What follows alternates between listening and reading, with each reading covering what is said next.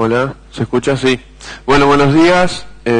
Como comentaron, yo soy Martín Marcetti y desde REM, que es la red de conocimiento de malezas resistentes que coordina PRESID, moderamos estos dos plenarias, que es esta y la que sigue. Y en esta primera queríamos dar un marco general para después en la segunda ir hacia dos problemas más puntuales, que son los yuyos colorados resistentes y las gramíneas. Y en esta primera queríamos mostrar dos visiones que son totalmente integradas. Por un lado la oferta o la visión desde la industria química, que va a seguir siendo una de las principales armas en el manejo de malezas, y complementarlo con el manejo cultural, específicamente enfocado a los cultivos de cobertura, y es por eso que está Francisco Escoraneto, quien es especialista en ese tema. Así que ese fue un poco el objetivo de mezclar estas dos presentaciones, y bueno, y creemos que son totalmente complementarias y que por eso las ponemos en el mismo lugar. Así que bueno, con esa pequeña introducción, Brian, tu turno.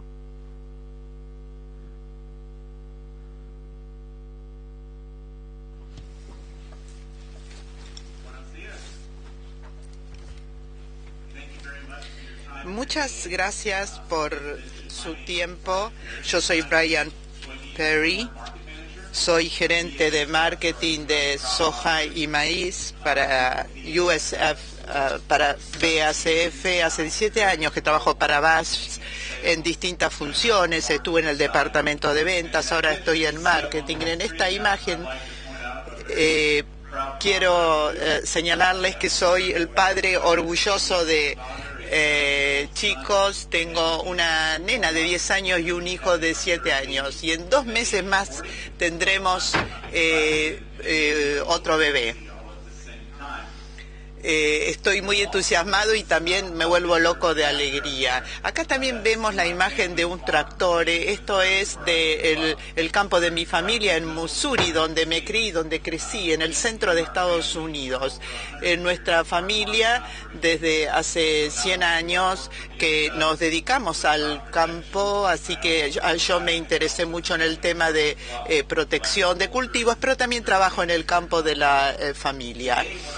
O sea que la agricultura me sale del corazón. Hoy voy a hablar de las tendencias que vemos en Estados Unidos y voy a compartir con ustedes cómo estamos ocupándonos de estos problemas y cuáles son las oportunidades que tenemos para resolverlos.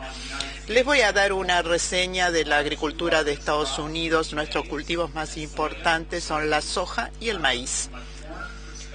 Desde el punto de vista del maíz, tenemos 36 millones de hectáreas de producción de maíz.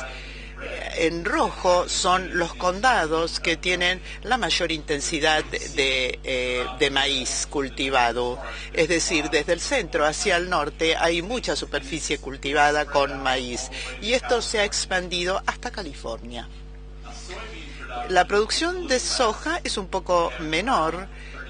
Tenemos aproximadamente 32 millones de hectáreas. En un determinado año podemos ver una fluctuación del 5% más o menos, dependiendo de los precios de los commodities. Y además vemos muchas similitudes con la producción de maíz. Está más concentrada la soja y se ve más en la parte norte de Estados Unidos. Quiero que tengan esto en cuenta, porque yo les voy a contar a ustedes cómo ha evolucionado la resistencia de las malezas y cómo esto se repite en las distintas geografías de Estados Unidos. Ahora les voy a mostrar un pequeño video que destaca algunos de los problemas que justamente enfrentamos en Estados Unidos.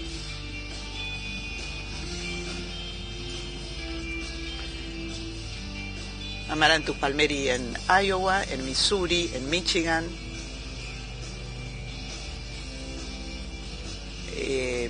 Girasol silvestre,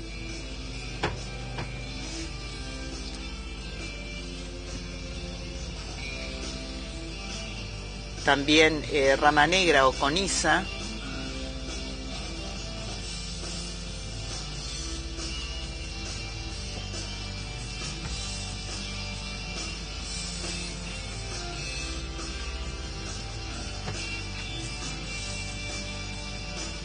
desmalecimiento manual.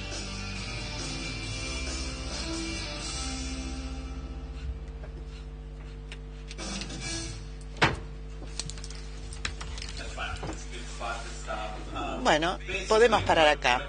Básicamente lo que vimos en el video son problemas con las malezas que han evolucionado y se han expandido en todo Estados Unidos. Todas estas imágenes fueron tomadas el año pasado y nos la dan clientes y empleados de BASF también. Tenemos que trabajar sobre el hecho de que la gente todavía tiene necesidad de sonreír en todas las fotografías. Pero en realidad, si tenemos una maleza así de alta, no hay muchos motivos para reírse.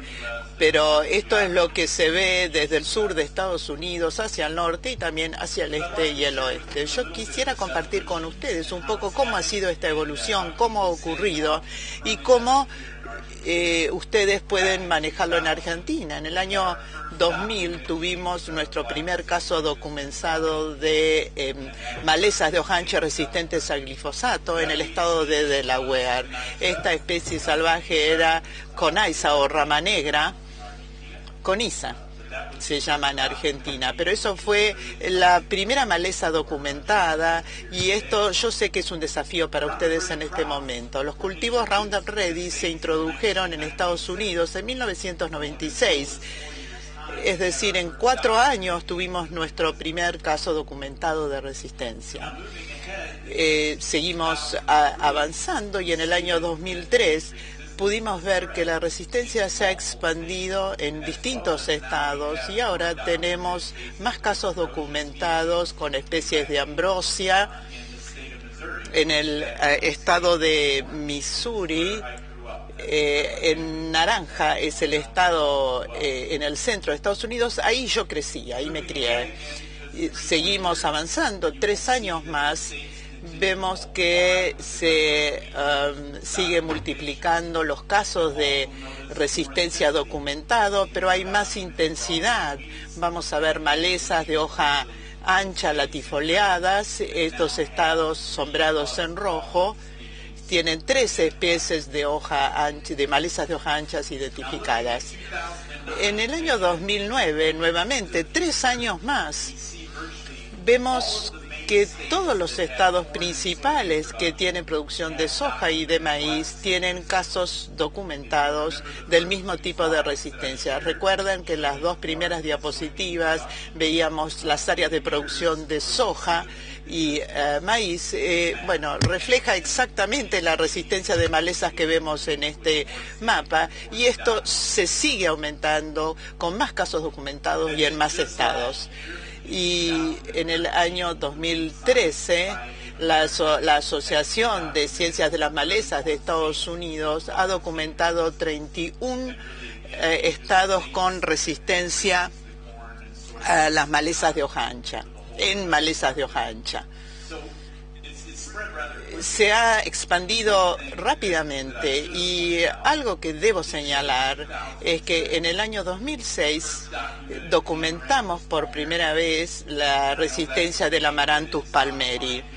Y yo creo que esto es lo que ocupa en este momento y preocupa en este momento a los argentinos, que es el yuyo colorado. En ese video vimos que en todas las fotos aparecían malezas de yuyo colorado, aparecía el Amaranthus palmeri.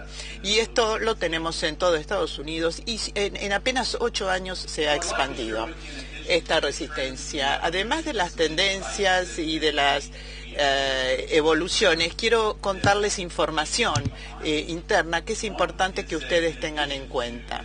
Una es que además de la cantidad de malezas resistentes, vemos resistencia a herbicidas múltiples, a sitios de acción múltiple. El glifosato es un caso. Estas especies son resistentes a todos los herbicidas, no solo al glifosato. Tenemos 12 especies que han sido documentadas con resistencia a múltiples sitios de acción. En esta pantalla vamos a ver las 12 especies que son resistentes a 12 especies que son resistentes a 3 sitios de acción. puede ser química ALS, PPO o glifosato. También tenemos resistencia a triacinas y HPPD también. Y en algunas situaciones vemos que el Amaranthus se vio resistente a 4,2-D en el estado de Iowa. También tenemos especies gramíneas que están empezando a mostrar este tipo de resistencia. La próxima tendencia, la próxima información que quiero compartir es que no solo las malezas se vuelven resistentes, sino que están evolucionando en sus patrones de emergencia.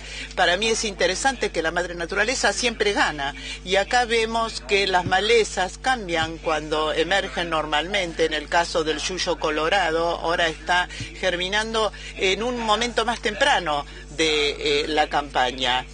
Y a veces empiezan, lo normal es que empiecen a germinar en agosto, que es mediados de verano para nosotros. Ahora esta maleza sigue germinando durante todo el periodo de cosecha, o sea que ha continuado poniendo semillas, o sea que sobrevive aún cuando hemos terminado con la cosecha en el campo. Y en esta última información, y acá es donde tenemos la oportunidad, en Estados Unidos, cuando despegó Roundup, era fácil, era muy simple, y lo único que tenían que hacer los productores era fumigar con este herbicida y no utilizaban otro producto. Ustedes, ¿qué pasa? ¿Qué hacen ustedes cuando tienen malezas?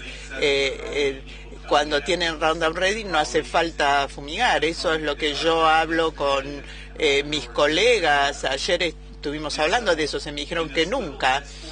En 14 días, o sea, 2 semanas, la Universidad de Nebraska ha demostrado que se puede perder el 5% de el rinde en soja porque compiten las malezas y ganan, justamente.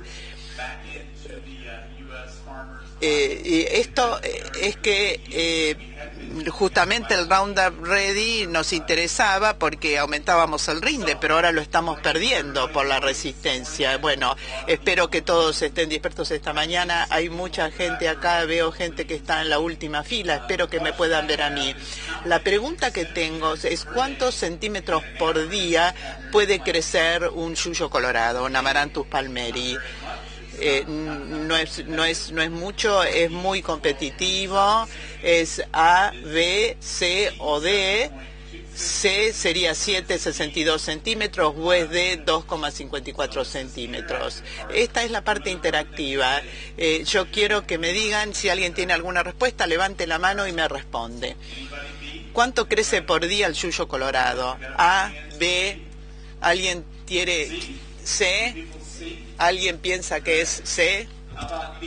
¿Qué pasa con D? ¿Alguien cree que puede ser D? Hay algunos que dicen que es D. La respuesta correcta es C. Y acá tenemos la prueba. En esta imagen, esta fotografía fue tomado en la Universidad de Georgia. Y lo que vemos acá es que en apenas 52 horas este yuyo colorado ha crecido 15,24 centímetros, y esto se nos hace muy difícil en Estados Unidos porque trabajamos en pulgadas, con pulgadas. Pero la razón por la cual esto es importante es con qué rapidez pasan 2 días. Yo sé que hay muchos campos grandes acá. El tiempo, igual que pasa acá y pasa allá, no siempre coopera, no siempre se mantiene el clima, en realidad. Ustedes usan aplicaciones de contacto, herbicidas de contacto, porque una vez que emerge la maleza y sale del suelo, se hace muy difícil de controlar y no podemos ponernos a ritmo, ponernos a tono con la velocidad de crecimiento. Quiero compartir con ustedes algunos de los problemas, de las tendencias que tenemos que manejamos hasta ahora. Pero ahora lo que les quiero contar es qué es lo que podemos hacer para abordar estos problemas, qué pueden hacer los productores con estos problemas.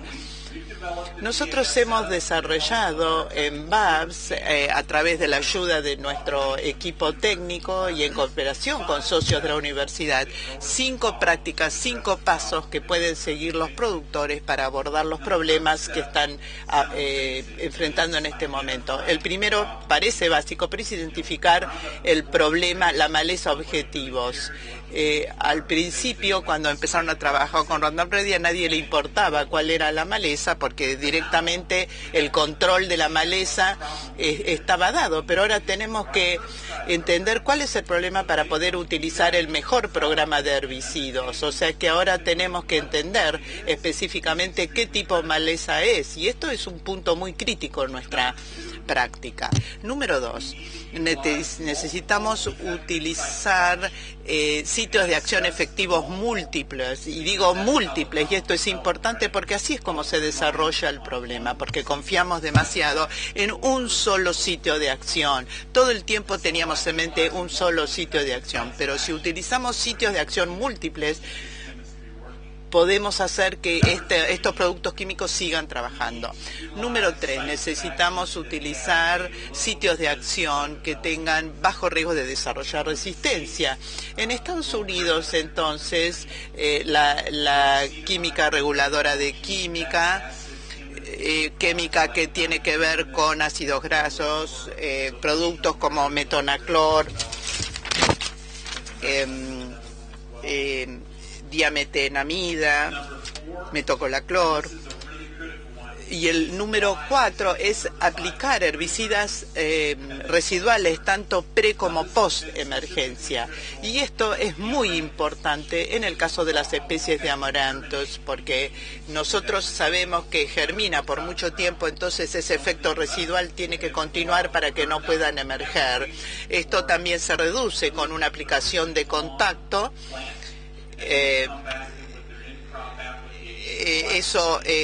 También preemergencias y después post-emergencia algún inhibidor de PPO o de contacto. Y número 5, si todo lo anterior falla, de 1 a 4, y tenemos algunos escapes de malezas, tenemos que evitar que esta maleza produzca semillas.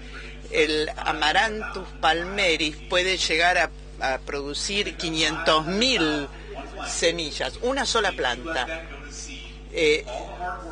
Es decir, si dejamos que las semillas se sigan produciendo, todo lo que hicimos de 1 a 4 no tendrá ningún sentido, porque el año que viene vamos a estar infestados, todo nuestro campo estará infectados de la misma maleza, todas nuestras hectáreas. Cuando yo era chico, mi abuelo me hacía caminar por las plantaciones de maíz. A ver, levante la mano quién recorrió con su abuelo o con su papá los campos de maíz en busca de malezas. A mí no me pagaban por eso, pero me encantaba hacerlo. Por eso me interesa hoy, de adulto, dedicarme a la protección de cultivos para el control de malezas. Lamentablemente, en algunas partes de Estados Unidos volvemos a tener malezas a pesar de nuestros controles, justamente por este problema.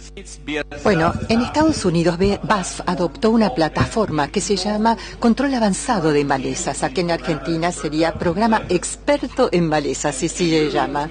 Y en realidad lo que hicimos aquí es preguntarle al productor Estados Unidos qué es lo que necesita para un programa contra las malezas. Necesita un herbicida, el mejor que funciona, necesita herramientas múltiples sitios de acción, y necesito flexibilidad porque la naturaleza puede llegar a cambiar.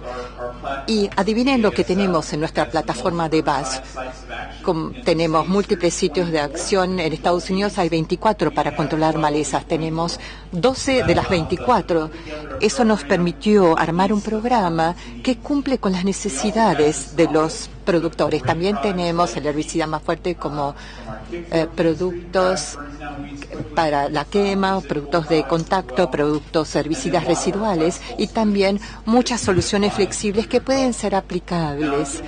Pero si notarán, aquí las botellas tienen números, y en Estados Unidos nosotros damos un número a nuestros sitios de acción. En Argentina utilizan letras, creo, a partir del sistema universal. Pero nosotros en Estados Unidos somos distintos. Utilizamos cifras que en realidad no tienen nada que ver porque tenemos en realidad 24 sitios de acción y resulta que un bidón tiene el número 27. No sé por qué se inventó ese número. El hecho es que al utilizar este abordaje podemos asegurar que estamos utilizando distintos sitios de acción. Aquí en la Argentina, por ejemplo, también tienen una gran cartera donde tienen 9 o 10 sitios de acción de los herbicidas que están representados aquí en la pantalla. Y una vez más, en esta situación, las letras significan los distintos sitios de acción. Y esto es algo que recibimos de las universidades de Estados Unidos para ayudar a los productores, para que sepan cuáles son los herbicidas que deben ser utilizados para distintas malezas. La nueva noticia para ustedes en la Argentina, que no solamente es lo que tienen actualmente, sino lo que está por venir. BASF ha invertido alrededor de 2 millones por día en investigación y desarrollo de herbicidas e insecticidas. Así que para poder luchar con las malezas estamos adelantados. En los próximos 3 años, estos son nuevas marcas de herbicidas que serán lanzadas aquí en la Argentina por BASF, que para continuar luchando con las malezas. Algunos se preguntarán ¿qué quiero decir con sitios de acción? Muchos se refieren a esto como modo de acción. ¿Cuál es la diferencia entre ambos? ¿Por qué sitio de acción? ¿Por qué modo de acción? Si piensan en el modo de acción, un modo es cómo funciona el herbicida. Y en esta situación el ejemplo sería una biosíntesis, inhibición de la biosíntesis de los aminoácidos. Ese es el modo de acción.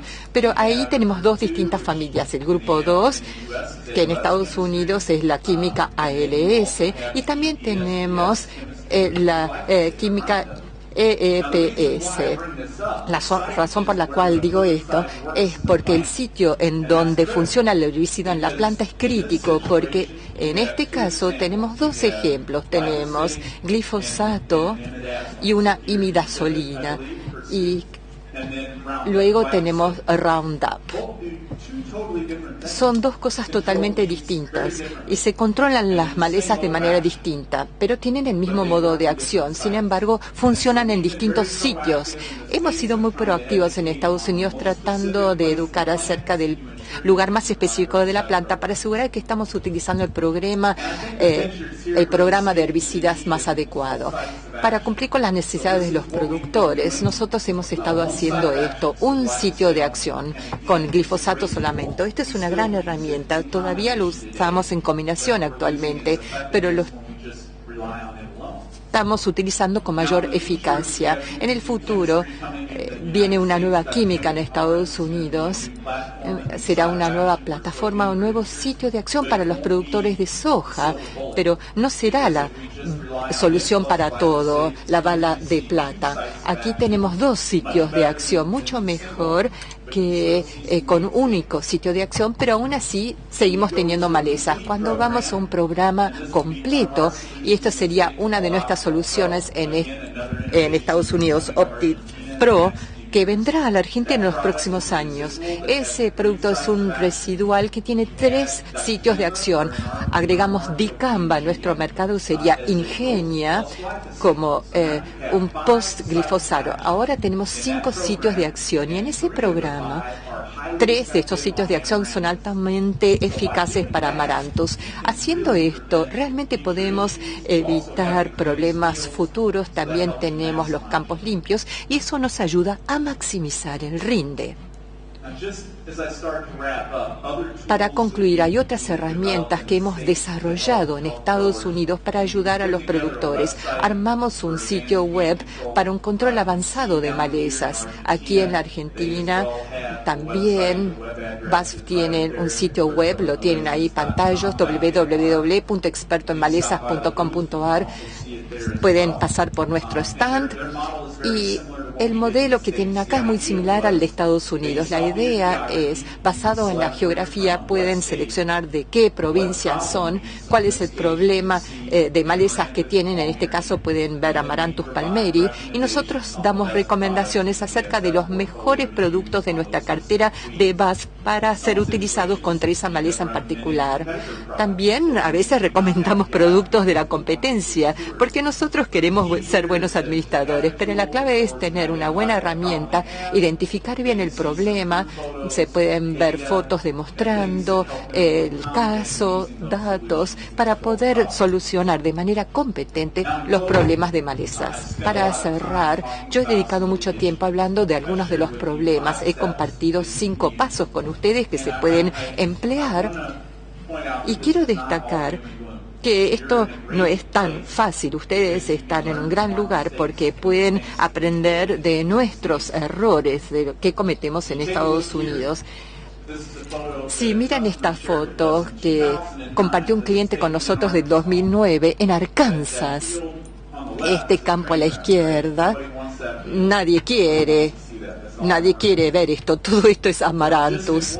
Pero en apenas un año, al utilizar el programa que les mostré hoy, cumpliendo con esos 5 pasos, pasamos de un problema a un campo del cual podemos estar todos orgullosos. ¿Quién no quisiera tener este tipo de campo a la derecha? Así que el mensaje es, no esperen, no miren esto como un problema solamente en Estados Unidos. Primero lo tuvieron el problema los productores del sur, pero adivinen que los productores del norte de Estados Unidos dijeron, este es un problema del sur, pero 4 años después se expandió hasta la frontera con Canadá. Ustedes tienen una gran oportunidad de aprender de nuestros errores, utilizar estas herramientas, y además quiero destacar que hemos hallado que ha aumentado también nuestra productividad, porque estamos colocando residuales, todas cosas que deberíamos haber estado haciendo para maximizar el rinde, y esto ha beneficiado el ingreso neto en todas las situaciones donde hemos sido proactivos. Una vez más, quiero agradecerles por su atención, por su tiempo. Yo estaré en el stand si tienen alguna pregunta, encantado de hablar con ustedes. Muchísimas gracias. Me gustaría empezar, voy a hablar en portugués. Mi español es muy malo, entonces habrá traducción para aquellos que no pueden entenderme o no pueden entender bien el portugués para el español. En segundo lugar, me gustaría agradecer la invitación de participar en este evento. Creo que es espectacular, fantástico, y difícilmente se encuentra en otro lugar del mundo.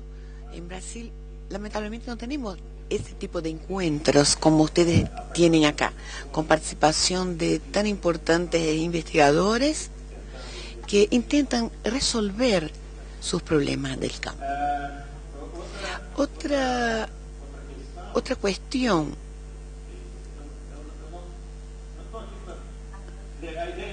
La idea no era hablar, pero cuando vi los símbolos del Congreso, esas manos unidas, que son similares a lo que estaba en la Copa del Mundo, las manos que sostenían la copa, pero una mayor mano, y quiero hablar pensando en Alemania, mejor no hablemos de esas manos, qué coincidencia pensar en eso, pero era algo del que no me gustaría hablar.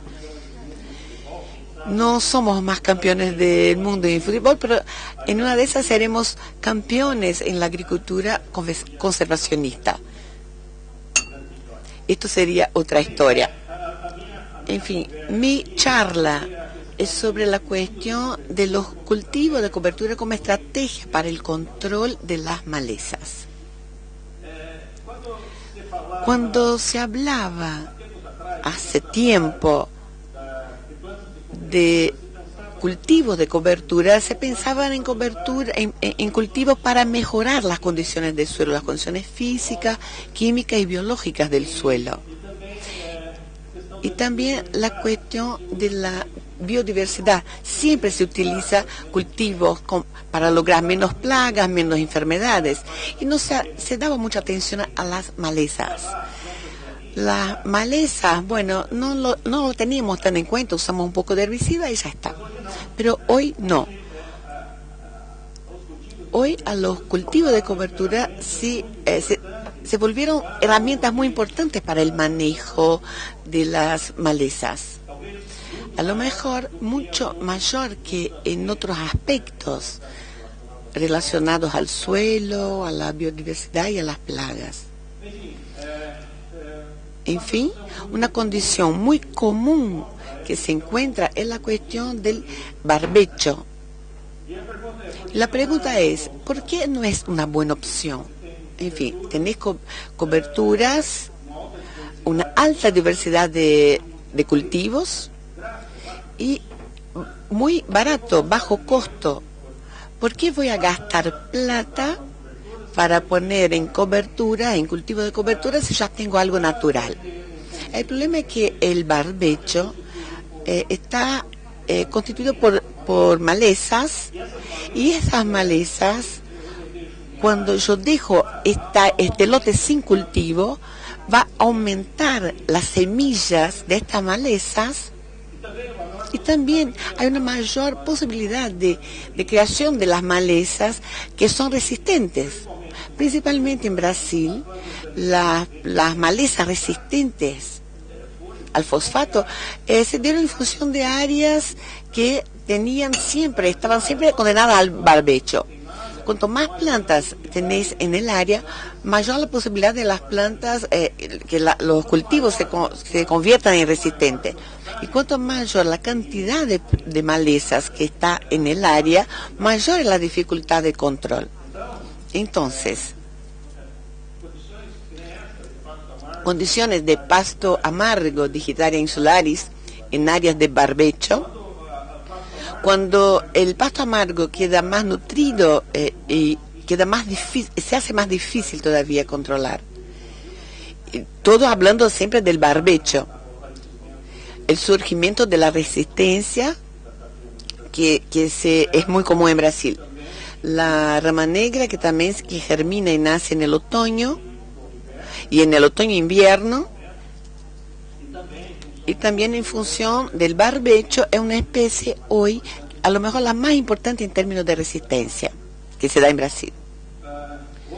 Otra maleza sería el ryegrass, más al sur de las regiones del sur de Brasil, donde también apareció resistencia, surgió resistencia. Siempre hablando de los estadios de barbecho. Esa es una foto de Argentina.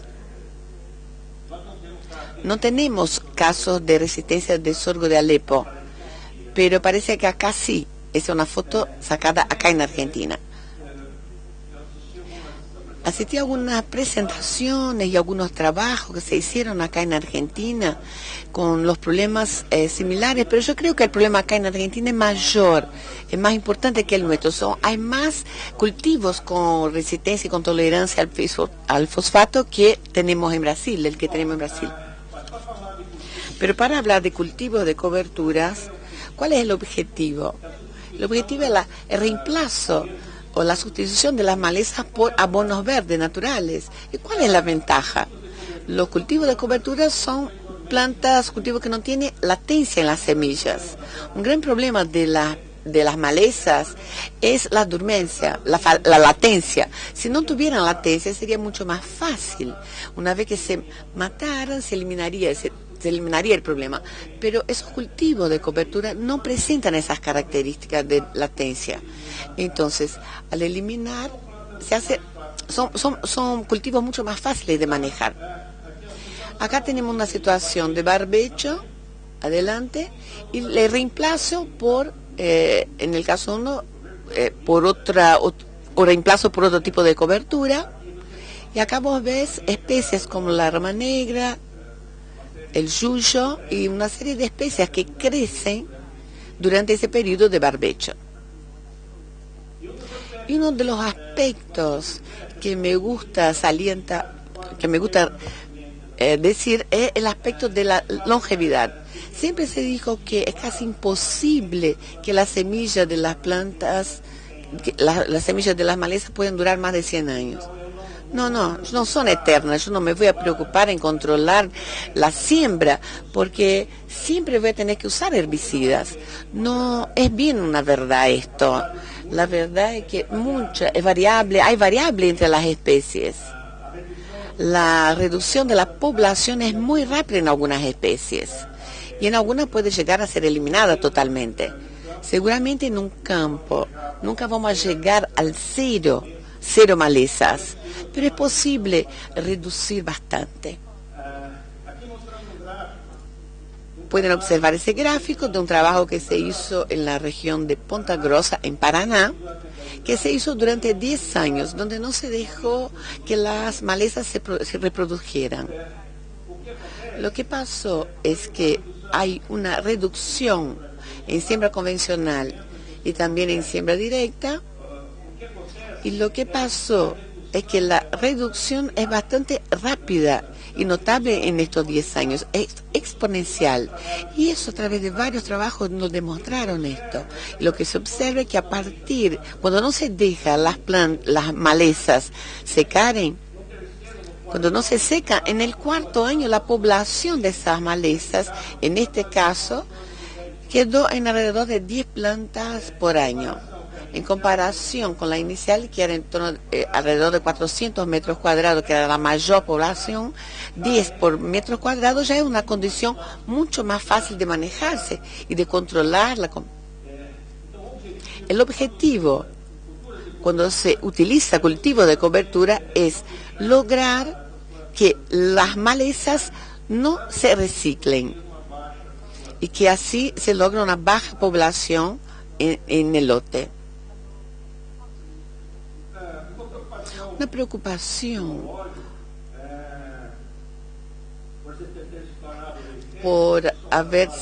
con el ryegrass, porque se hizo muy resistente, se hizo ese trabajo de una población de 828 plantas por metro cuadrado, y que en el 2º año, cuando no se dejó,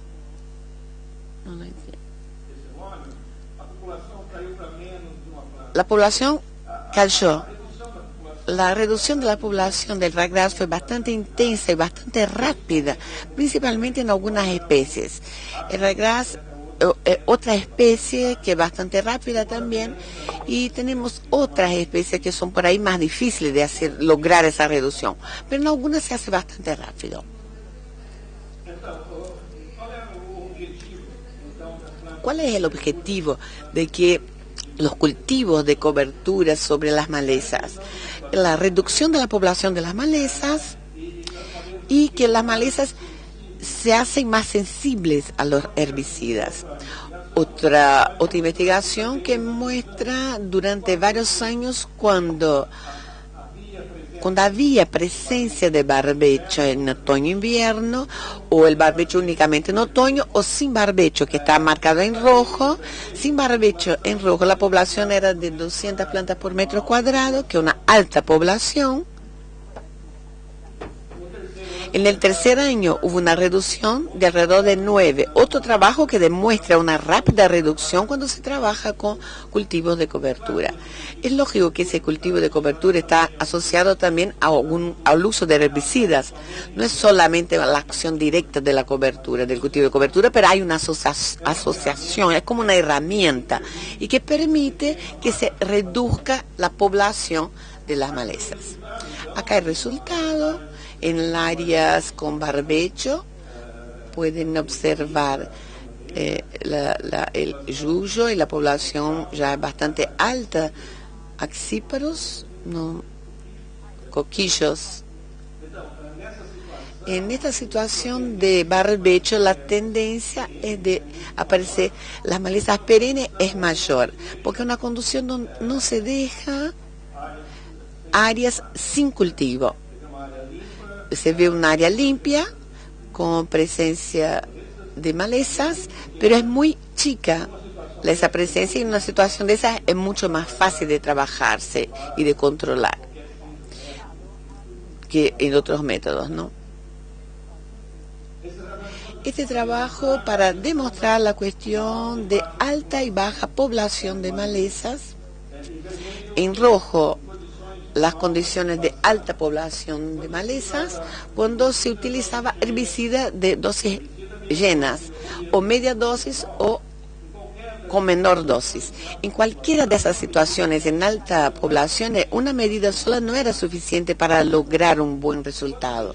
Cuando se tenía una baja población de malezas, cualquiera de los métodos, aunque fuera media dosis del herbicida, se lograba un buen resultado. Cuando tenemos una alta población como en rojo, 180 plantas por metro cuadrado, van a necesitar más de una medida de cloro y mayor medida de herbicidas también.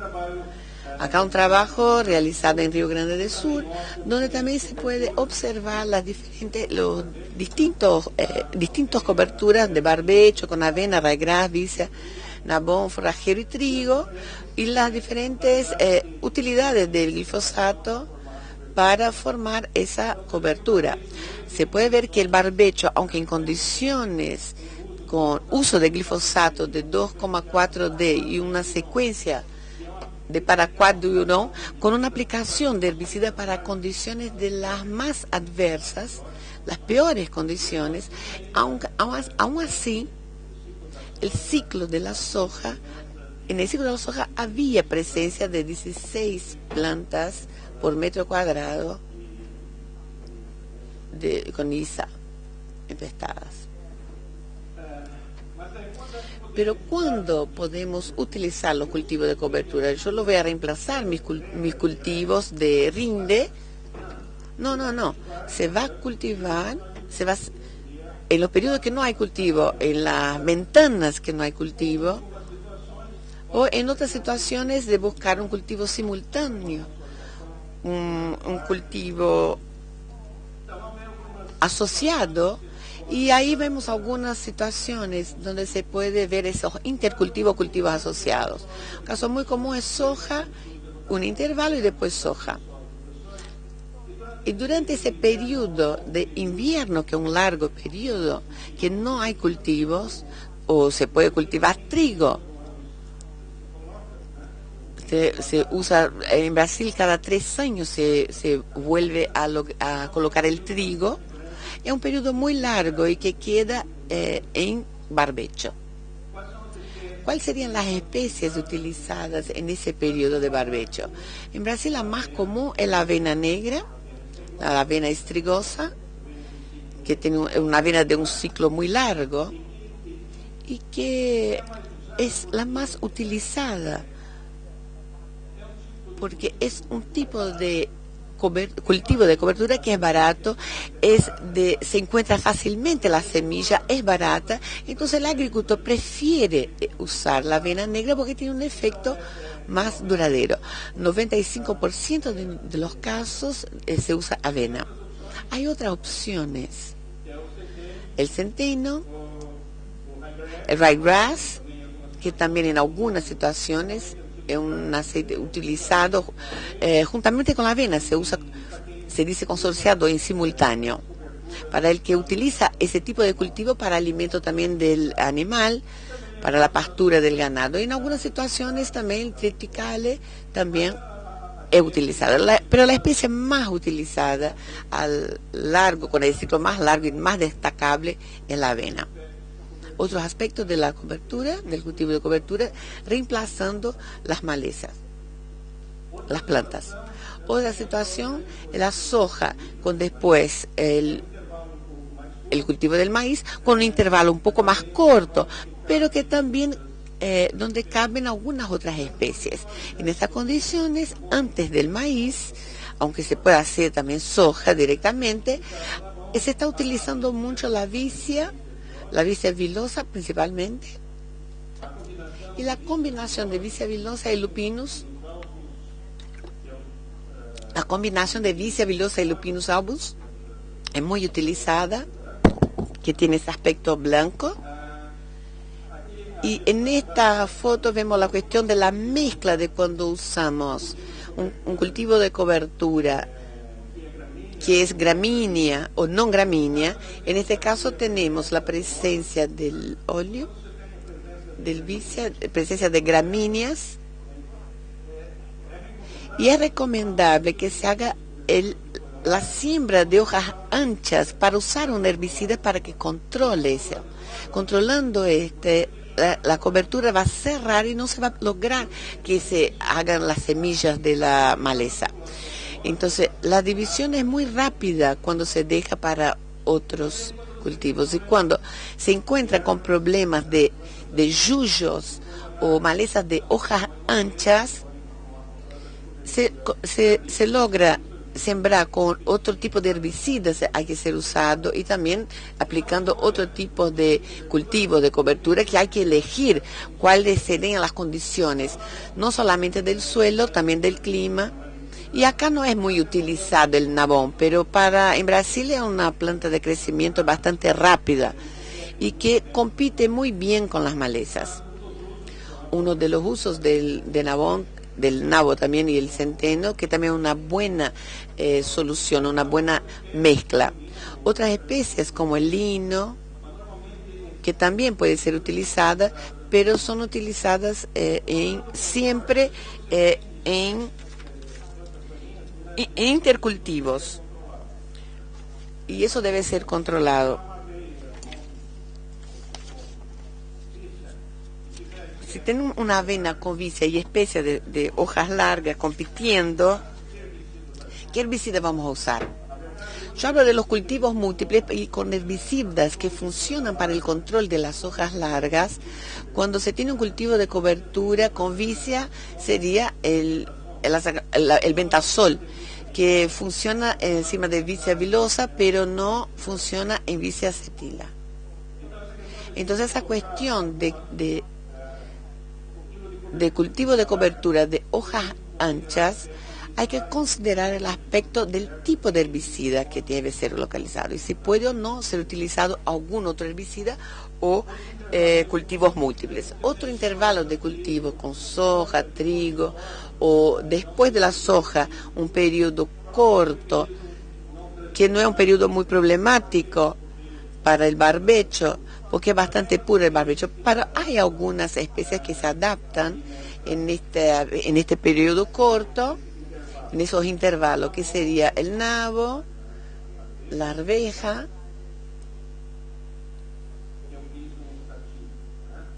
que es un piso sativo, es una especie. Otras especies también, como el trigo sarraceno, el girasol. El girasol tiene una capacidad de competencia muy importante con las malezas, muy grande, y también sirve para los cultivos de cobertura. Tenemos el nabo, y algunas cuestiones es el efecto de la productividad. A veces los agricultores esperan que si logra un cultivo de cobertura va a aumentar o va a incrementar el rinde del cultivo, pero no es eso lo que se debe esperar de los cultivos de cobertura. Se puede aumentar el rinde, pero un rinde a lo mejor que se aumenta poco. El uso de los cultivos de cobertura, más que nada, es el efecto que da a lo largo de los años por arriba de otros factores. No esperen un gran aumento en el rinde. No es lo mismo que aplicar urea en maíz o en trigo, que uno ve una diferencia más puntual, más importante. Los cultivos de cobertura pueden favorecer o no, pero lo que vemos de mejor efecto es para controlar las malezas, con un menor rinde en esa parte sin la cobertura. Esos incrementos no son muy grandes, 5%, 3%. No se debe esperar grandes beneficios con los cultivos de cobertura en cuanto al rinde. Los beneficios son más importantes en el ejemplo del control de las malezas. Además de esos cultivos de cobertura del invierno, hay algunos periodos en el verano, algunas ventanas que se podrían llenar con algunas especies de verano. Por ejemplo, el mileto, mijoperla, que es una planta que podría utilizarse. Acrotalaria también es una especie de crecimiento de la acrotalaria que es bastante rápida. Y más algunas en términos de maíz denso, que sería un maíz, si sembramos el maíz o las semillas, el grano del maíz, en una población 5 veces más grande que en un espacio que el trigo. Y eso nos da una gran formación de masa, un costo barato y bastante libre para hacer las coberturas de maíz. Pero se puede utilizar el grano del maíz para cobertura y eso ya saldría mucho más barato. El girasol también de la misma manera, con un espacio más corto. Y estas son especies de verano que pueden ser utilizadas en ese periodo. No se puede plantar muy tarde y muy próximo al invierno, porque algunas de las especies, como tiene el mijo perla y la crotalaria, son peligrosas si se planta muy tarde. El crecimiento disminuye y puede llegar a un tamaño bastante reducido, entonces no debe ser utilizado. Acá una foto del trigo sarraceno. Una especie de crecimiento muy rápido, entre 30 y 40 días, ya tenemos una gran producción. El mijo perla y la crotalaria, una muy buena combinación. Maíz denso, también en 60, 70 días logramos una grande masa, con un costo bastante reducido. Otra condición que tenemos en esta situación son las siembras de la soja, después el maíz de segunda y después soja, con un periodo de intervalo que queda en berbecho. En Brasil, en ese momento apareció un gran problema del pasto amargo y de la rama negra con resistencia a muchas infusiones. En esa etapa se desarrolla y ahí encontramos un problema. ¿Cuál es la solución, el tipo de cobertura, de cultivo de cobertura? En esa época llueve. ¿Cómo hacemos para lograr sembrar? Y lo que se intentó en esa época fue el uso de la braquiaria rusicensis, hoy llamamos la avena también, y también el uso de la avena. La braquiaria es más común y se planta simultáneamente con el maíz, o un poquito después, pero tenemos entonces una cobertura durante ese periodo del barbecho, en el final de la cosecha del maíz y antes de la soja. Acá en la cosecha del maíz, la braquiaria se desarrolla, una formación con cobertura y otra formación con gramíneas. Acá vemos la condición entonces de la braquiaria comparado con el barbecho.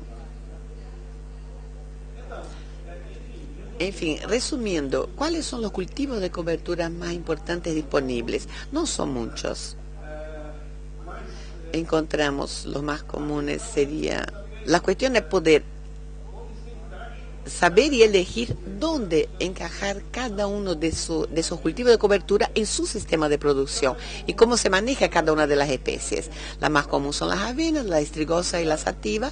Hay variedades de ciclos más largos o más cortos.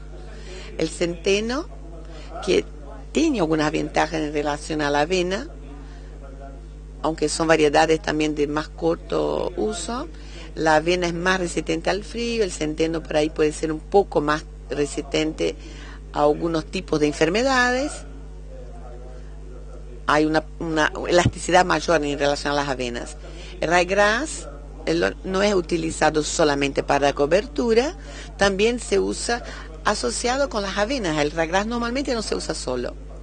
Y también sirve para los animales que tienen pastura. Y el triticale forrajero, que está siendo más utilizado últimamente. Pero la avena es lo más importante. En las especies, otras especies son de gramíneas, sería el nabo forrajero, que interesante, en algunos casos la vicia, más la vicia villosa que la sativa, aunque la vicia sativa también puede ser utilizada, pero la vicia villosa tiene mejor encaje. Y uno de los problemas de la vicia que se presenta es el costo de la semilla, que es un poco alto, y eso hace que se use menos semilla y se compita un poco más con la avena y por una cuestión de costo más que nada. La arveja forrajera, los lupinos albus y angustifolius. Los angustifolios resisten más al frío que el lupinus albus, resiste más al frío. El lino, cuando en estos 3 últimos casos se usan asociadas y algunas especies también de verano, en condiciones especiales. El mijo perla, el maíz más denso, el sorgo forrajero, la crotalaria juncea. Acá también hay problema de precio, el trigo sarraceno y el girasol denso. La formación de cobertura muerta con el uso de herbicidas. Normalmente lo que se hace la aplicación de glifosato más 2,4-D, glifosato más paraquat, un secuencial con secuencia de paraquat, y el glifosato, para 2,4 paraquat secuencial, glifosato más otros herbicidas como cafetrazones, atoflanacil o clormirón y algunas situaciones especiales. Y el glifosato más otros para paraquat también se ha utilizado. Esos glifosatos más otros se utiliza en condiciones especiales. Por ejemplo, cuando hay muchas especies de maleza o de hipomeas.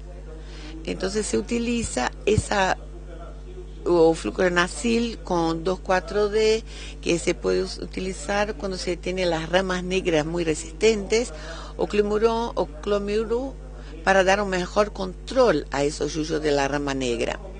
Pero normalmente no es posible, se utiliza planta de cobertura, normalmente vamos a usar bajas dosis y hacemos todo en una manera secuencial, 15 a 30 días antes de la siembra. Y se aplica paraquat o paraquat más durón y seguramente no va a tener problemas de tanta resistencia en las malezas. O sea, con dosis bajas dosis y se puede controlar con las bajas dosis de los herbicidas y el control de los cultivos de cobertura. Para finalizar, si están buenos los cultivos de cobertura, ¿por qué nadie casi lo usa? O hay poco uso de los cultivos de cobertura si se dice que están buenos.